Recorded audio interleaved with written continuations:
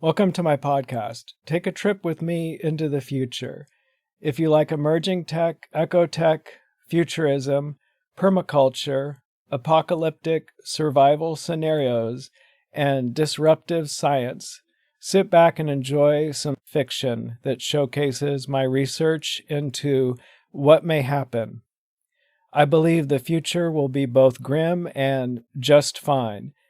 In each podcast, I'll read a short story, then introduce some of the topics showcased in the stories. For the most part, the fiction will be hard science fiction, based in research. I'll start in 2040, and each episode will take you another year into the future. I appreciate any feedback. I'm open to reading others' fiction and airing ideas you may want others interested in futurism to hear. So please stay tuned and let's enjoy the ongoing trip into the future.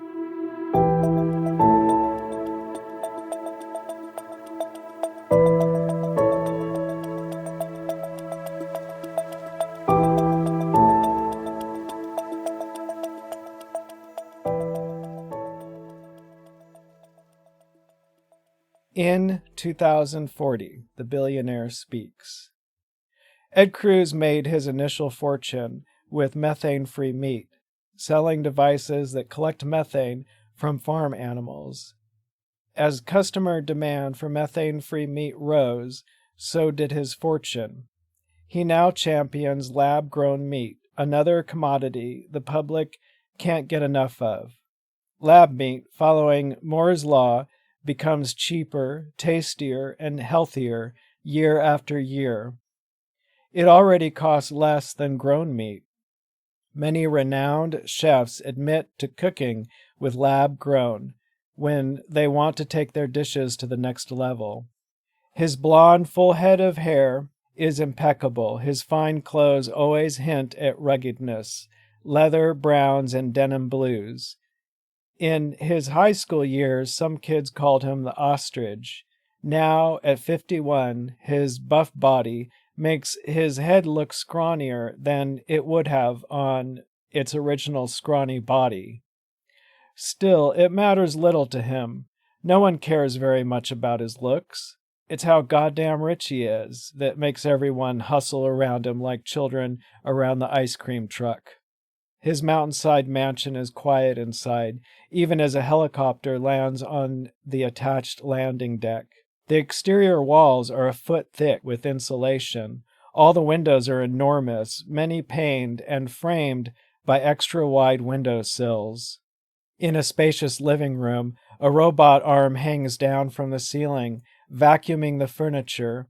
Its cameras circle around, continually remapping its world. A 10-foot-high, chiseled wood door glides open. Meg, Ed's new third wife, strolls in, arms outstretched. "Oh, I love it." Ed follows. "Good, I'm glad." They just got home from their honeymoon. The 2-ton robot arm retracts to the ceiling high above. 2 labradoodles run in, claws slipping on the stone floor. Meg rushes to them. "You brought my babies." Ed sits on a gray couch that could comfortably seat 20. His brand new mansion overlooks an above-ground portion of the North Line, the Megaway, under construction. When complete, 6 regular-size Hyperloops and 2 shipping-size Hyperloops will connect Seattle to New York and branch off all along the northern border. The North Line is the largest privately funded project in U.S. history, though few know that. Most news outlets owned by the same people who funded North Line have said little about it. The rise of real estate costs in the North is bad enough as it is. Already other new buildings are rising up from the Montana mountainside. Green dots the gray slopes as snowflakes fall. In the dimness of evening, he can see the lights of a Canadian city across the border. 2 years ago, a fire destroyed all the homes in the area, and he got many great deals. The nearest Indian reservation won't let him near their land. The loops had to go around. Indians get harder to negotiate with all the time. He can respect that. Their lobby groups are a bugger to wrestle with, but where would natives be if folks didn't bring their money to the casinos all the time? Still, the reservations are just acres and acres of unused land. Land up here will be the new gold rush. He will have to look into how he can get some of their land. Everyone has a price. Meg sits down beside him. I've told the dogs to stay on that rug over there. Ed says, yes, that's good. These evangelical women expect you to be fatherly toward them. Isn't that a big part of it, patriarchy? He was raised mostly by his mother and aunt, so he feels like he's acting, but she doesn't seem to mind. Maybe he's supposed to be acting. What other properties do you own? She follows his gaze out the window. He points. That one is mine. That one and the one just over that ridge. The tower over there is part of the North Line. And we'll have a link from here? He turns and points at a refurbished elevator doorway that operated inside a New York law firm in the 1920s. That elevator will take us to it. How fun! He gazes at her smile. That smile has got him hooked. Her neck is so thin and she's a perfect beauty. She could be a model for those starched white blouses and gold jewelry that she wears. She is evangelical. In that way, their marriage is like a royal wedding or dynasty wedding, something like that. Wedding him to one of the most powerful groups in the nation.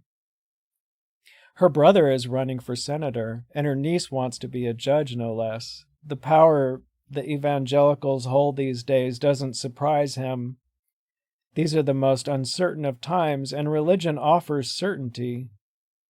Play nice with the evangelicals. Play nice with the Indians. He says, well, I'm sure you're dying to. Don't let me stop you. Oh, I will then. There's that knowing smirk. Her head almost always tilts a little. It's the current gesture of being a step above. She stands. I'll just call her in the other room. Okay. She takes out her phone and walks out of the room. Mother? The dogs follow after her. He thumps the table. A glass-like sheet rises and glows with text and images. He flicks his finger to scroll messages and notices one from Scout 7. With a couple of hand gestures, he starts the video call. A woman with Asian features regards him with utmost professionalism. I'm here, he says. What have you got for me? She says, I found something that could be a whole new approach. What do you mean? Why would I need a new approach? Scout 7 sighs. Closed blinds and a marker board make up her background.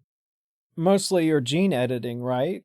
Each attempt takes at least a few years to see if it's promising. You'll never find it in time at that rate, not even if you can prolong your life. So why have I hired you? I'm in Rwanda, and I've met a doctor who has uncovered an unusual cancer. If cancer were a life form, this would be its latest development. So many effective treatments are coming out, it needs to evolve or die out. The cancer she found can go undetected for years because it replaces cells with cells that continue to work for the body. Okay. He tries to see how this could be useful to him. He snorts with frustration because usually he catches on fast. Theoretically, it could replace every cell in the body, and the body would remain alive. It can't do that now, but... And this will allow us to gene edit an entire adult? It could replace all cells with new cells, with young cells. But you said it's a cancer. Not after we change it. Sir, I'm very encouraged by this find. I believe you. Now he feels the good old excitement that he lives for. I want a full report, but go ahead and extract. Is it just one doctor or a team? 2 others may be involved or know about it. Are we buying or taking? I'll make sure not to leave any leads, but I think it's a clean buy. I've already gotten her to take down all online leads, and she says she'll let me audit her lab files. Great. Impressed as always. Do what you need to do. He taps the air and the video call disappears, darkening the screen to transparent, revealing the mountain view behind. Quickly, Ed turns around. Meg stands behind him. You're working on becoming immortal? Ed blushes. Well, I would like to live a little longer before I go to heaven. Meg pretends his mentioning heaven isn't disingenuous. She laughs encouragingly and walks around the couch to sit behind him. Sensing what could be a problematic situation, she puts on her smile, the smile that makes people feel she's on their side, a co-conspirator. The ever so slightly hooked smile makes people feel she's already in on it, whatever it might be. Her manner convinces them she already wholeheartedly agrees with whatever they have on their mind. It's not necessarily a secret that you're working on longevity, though it's all hearsay as far as I know. Ed says, and you do remember the contracts you signed. Meg blinks. That's the first time you've brought that up, and you've shared so many scandalous things with me. Her flirtatious glee strains, but not enough to show. He looks down, and a grin comes over his face. She says, I agree with your scout. That doctor could win the Nobel Prize if she can replace old cells with new cells. Oh, I won't share the discovery. She smiles slyly. Not even if it saves lives? She's got him. This will play out well. He says, listen close. If mortality were cured on a grand scale, it would destroy the economy. I'm not talking about it wrecking the economy. It would end the economy. The human race would eat itself alive. We're already headed toward a bottleneck that only a few will survive. She nods. Natural death is a bottleneck? No, I'm talking about what will happen in the near future. I mean, a collapse that mankind has been heading toward for hundreds of years. Are you working on that also? He laughs and she joins him. He says, on saving everyone? The masses, 99% of people? What's to be done about it? I know what to do about it. We leave them alone. They're both the problem and the solution. They're the disease and the inevitable cure for that disease. Meg raises her eyebrows to show intrigue. Maybe his fatherly act hasn't been entirely an act. Why didn't he show this side of himself before? Should she worry? Could he be a monster? What about important people? He pats her knee. They'll be fine. Plenty will survive and have multitudes of robots to make life on Earth nice for them. The industrious will sail through this, but humanity will need to shed surplus population, not just in America, but all over. My family are horse breeders. What will happen to them? No, don't worry about them. The survivors will want artisans to add to the quality of life. Her family aren't artisans. He makes it sound like they belong in a circus. She watches him, giving him the smile that sets men at ease and encourages them to talk freely. He bows his head and softens his voice. It's no one's fault. Young America bred a certain kind of man. The steelworkers and coal miners never survived off critical thinking. The man America bred is self-sacrificing, but expects to be led. In other words, he feels someone out there owes him a job, a pre-planned routine that grants all his needs are met. He does not like change because someone who wanted change would not last long as a miner. He wants things to stay the same because for decades, what kind of personality survived when others died? Try to get a building crew to use a new building material, and you'll see what I'm talking about. However they learn to build a house in their youth, that's how they want to build that house for the rest of their lives. Meg leans in closer. What about universal basic income? America's man is bred to work. Your family breeds horses. Have you ever seen a racehorse only allowed to eat grass on a little plot of land? He'll get restless and self-harming if he isn't given what he's been bred to be given, a 9-to-5 job. So let them go. We aren't their guardians. They're a breed who lost a master. But I don't want to be their new master. When do you think this big change will happen? I don't think it could be much more than 30 years from now. But there are more jobs than ever. Yes, for now. He looks out the window. Imagine a planet with only 1 million people living on it instead of 9 billion. The great forests that covered those mountains could grow back. If you could regain youth, which I believe you can, will you share it with me? Can I be young again? He shifts with confusion and looks up at the ceiling while thinking. I suppose if we're still married. She tries to keep the smile from freezing on her face. She'll need to keep her wits if she's going to ride this horse for very long. Everything will be okay. She still has a firm grip on the reins. So one of the things in the story is the methane-free meat, and right in 2022, cattle, and there are a lot of cattle, a lot of beef out there, put out a lot of methane into the atmosphere, and estimating that the public likes to use their dollar to control what will happen with climate change.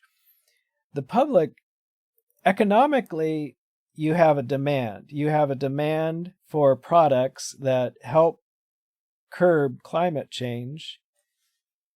And whoever can meet that demand, find something that supplies that demand, is going to prosper in the future.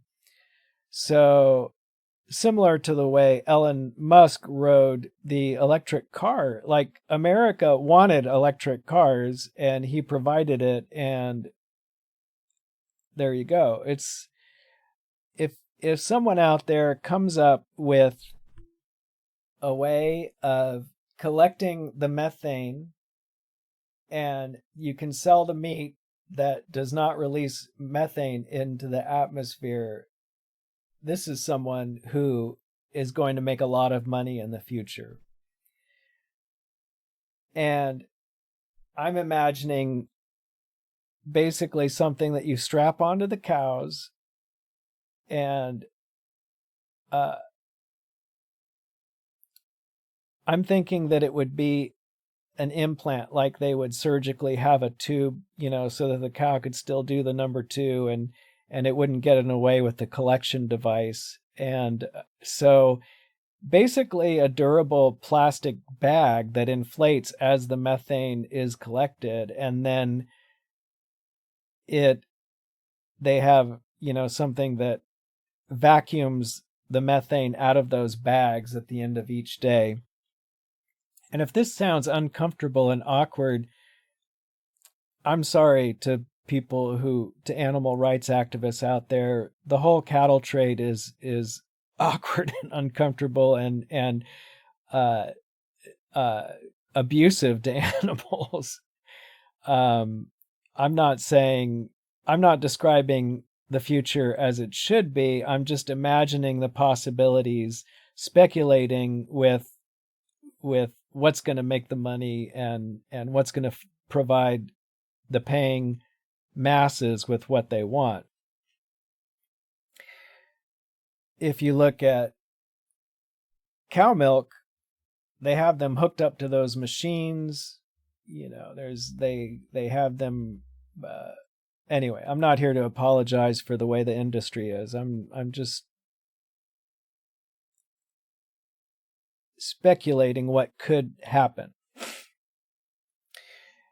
As far as what they would do with the methane, if you have any ideas, please let me know. When I first was putting this in the story, I thought, well, the methane oh, it could be used to make rocket fuel. That was the first thing that came up, because there's going to be a lot of space advances into space during this podcast series. And I need to look into it more. Of course, methane is a great fuel. And of course, the problem is that if you have a methane stove and you burn it, you're releasing CO2 into the atmosphere. So you're not exactly closing the loop. But in this story, I've taken it this far. They're collecting the methane, and I'm sure that there's a use for it. It with they're advancing. So if any ideas on that, please shoot me an email. I'd be happy to hear any input. For my book recommendation, I would like to recommend the Silo series by Hugh Howey. I had a great time listening to all 3 books. I get my books mostly through audiobooks through my library. And the books in the Silo series, Wool, Shift, and Dust, these are 3 separate books, were solid, fun reads all the way through. I enjoyed the characters. I was excited by the plot. It's an original story. I didn't know quite what to expect.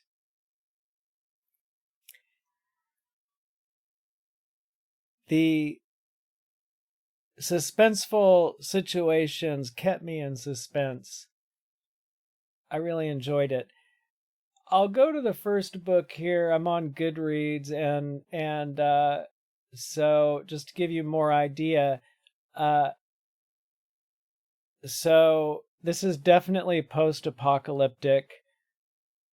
The story takes place mostly in these giant silos under the ground after some great, not great, but like some giant event that wiped out most of humanity. And for a reason I won't give away, they have to stay within these giant silos. So it's kind of like a ship on Earth kind of scenario. And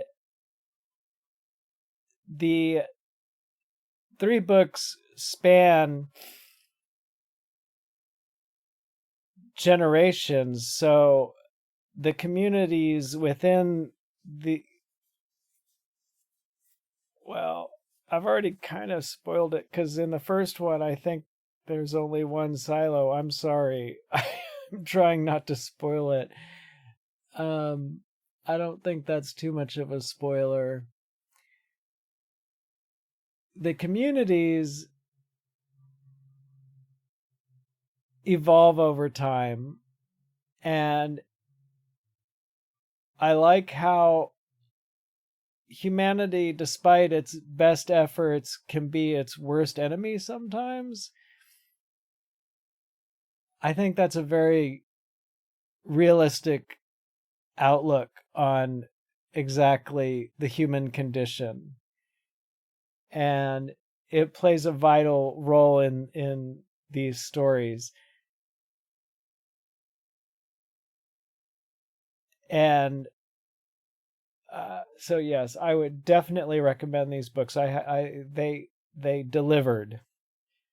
I was really I would feel confident. Anyway. Again, this is a story that takes place in these giant silos underground, and there's mystery, trying to figure out, will they ever be able to leave? What exactly is it like outside? Is it okay to go outside? And we're not talking about silos that are the size of a 3-story building. We are talking about gigantic, like the largest the largest underground buildings I've ever known to be described in fiction, with hundreds of people. And I like the characters a lot.